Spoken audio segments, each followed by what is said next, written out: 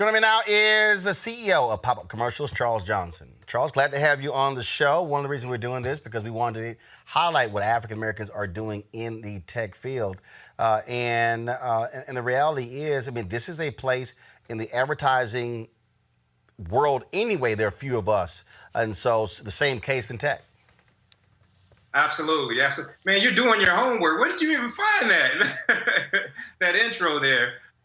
We had a few changes that happened from there. There's a lot of updated information, but yeah, you're right. There's definitely a void of color in the tech industry, and I didn't realize that until I started getting into it. My background is actually as in entertainment as a writer, but once I saw the void in this, I took full advantage of it. And so for this technology, obviously you're looking at publishers, people who have blogs, things along those lines. And so do Black people even know y'all exist?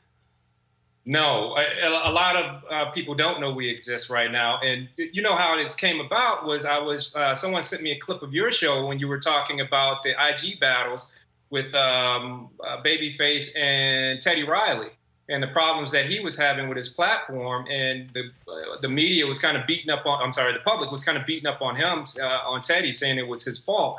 And you came out and said, no, it's not really his fault. It's the limitations of Instagram that's not allowing him to do exactly what he needs to do.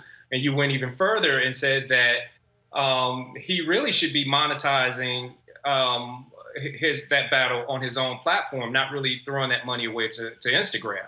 And I think what's going on is that a lot of entertainers and content creators, even like yourself, you don't really have or don't have access to people like myself to say, hey, here's a way for you to make additional money on top of what you're doing or in place of it. So explain to people, how does it work? If somebody out there, they've got a website, they've got their blog. So how does this work with them? Sure. I wish I could just share my screen, but I'll just do like this. So here's Roland Martin show. Here is an ad server company. So someone is watching the Roland Martin show and they press pause. A commercial is going to pop up right in the middle of the screen, but that commercial has to come from somewhere. So it's going to come from an ad server company. So your viewer is watching it. They press pause. It sends a signal to me, and then we send that signal to the ad server company and say, hey, Joe Blow is watching this. He likes Nike and Lexus. Nike and Lexus will battle over which commercial should be sent to you. And then they send it back to us and we send it to them. And this all happens in fractions of a second. Wow. Wow. And so when did y'all launch it? How long has it been operational? And what is your hope? How many publishers do you want to have by the end of the year? Oh, boy. I want to try to get as many as I possibly can. But we're in testing phases right now. We're up and running on iOS, Android, and the web, which is essentially what they call web and mobile. We're going to start integrating into connected TV, which is like Apple TV and Roku and Android TV. So that's going to be our next phase.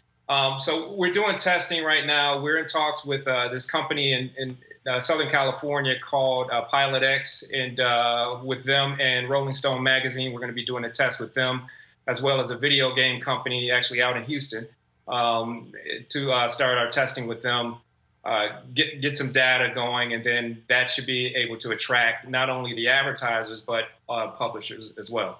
Gotcha. Now, do you have are your advertisers already lined up? There's a couple of ways to do it. So I have someone that's handling the advertising specifically because it's not as easy as it sounds. Right. But they have relationships with ad agencies and with ad exchanges. That's kind of like the sea of commercials that when someone presses pause, there's a little bidding process and then the commercials go through. So they have relationships with those two entities, and that's how the commercials will be served. And you don't want to, it's kind of a timing issue. You don't want to go too early, but you also don't want to go too late. So when we do a test with any of our publishers, we want to make sure that the publisher is kind of publicizing their platform, letting them know what they're going to be doing. So in the case of Teddy Riley and Babyface, let's say they had partnered with us. they would essentially use Instagram as like their platform to talk about, hey, we got a battle going on, this, that, and the other. We would go to the advertisers and say, hey, Teddy Riley and Babyface are having an Instagram battle or a battle on this day. Let's put a budget together because this is the amount of traffic that they have going through it. And, then it's a slam dunk from that point. It's all about marketing at that point. All right. Where can people reach you guys? I'm sorry? Where can folks reach you? If you want to, through email, it's info@pucks.tech, and that's PUCS.tech, TECH, info@pucks.tech. Or you can call us directly at 310-894-1202. All right, then. Charles Johnson, Pop-Up Commercials. We appreciate it, man. Thanks a lot. Thank you. All right, then. All right, folks, back to our Roland Martin Unfiltered video.